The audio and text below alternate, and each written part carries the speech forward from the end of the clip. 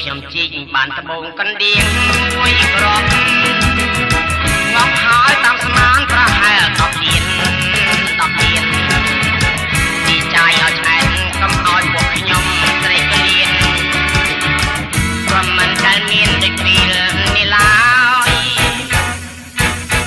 មានមនុស្សច្រើនណាស់សុំមើលសុំទិញត្បូងខ្ញុំ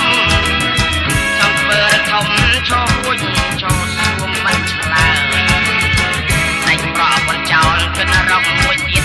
ឲ្យហើយដើម្បីគេកើទៅលេងថៃឡង់បើទៅជប៉ុនខ្ញុំត្រូវតែដូរច្រមុំធ្វើមុខឲ្យខំពីមាសសមនឲ្យវ៉ៃហូតខ្ញុំនេះមួយដូចបែនរ៉នមកវិញសមនមកដូចប្រងទេយកត្បូងទៅលក់ព្រះអើយគេថាត្បូងឆាំងខ្ញុំស្រឡាកាំងមុខខ្លាំងខ្មាស់អស់តំតែចូលដៃប្រពន្ធទៅស្រុកម្ដាយក្មេងស្រែកជីកម្មពីបពីខ្ញុំគេមួយទៀតខ្ញុំស្មានចិត្តបានត្បូងរហូតចង់ពេញប្រពន្ធចង់គិតដឹងនេះខ្លាំងក្រោយសាធ្វើប្រពន្ធទៅវិញ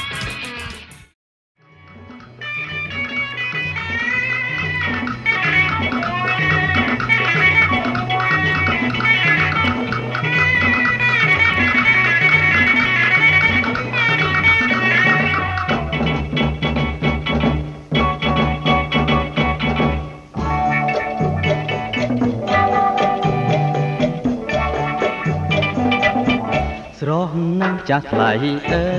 យបានឃើញហើយគួរឲ្យស្នេហ៍ទាំងពូផងដោយដួងខែយោខ្ញុំសំម្លេះទេមានមេនាងឈ្មោះអី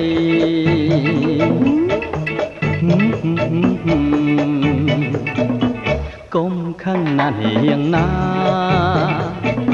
ងៀងភក្ត្រាមកណាស្រីបងសូមថតរូបពិសីកុំខ្មាស់កុំអៀនអីប្រណីញញឹមភ្លៀម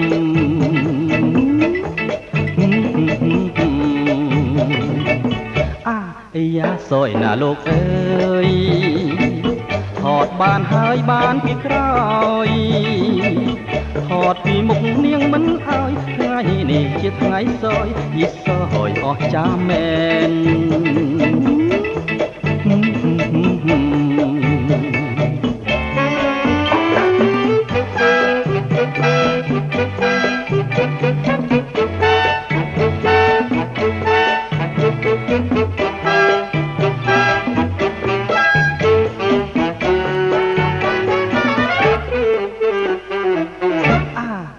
សយណាលោកអើយថតបានហើយបានពីក្រោយថតពីមុខនាងមិនឲ្យថ្ងៃនេះជាថ្ងៃសយយីសយអស់ចាមែន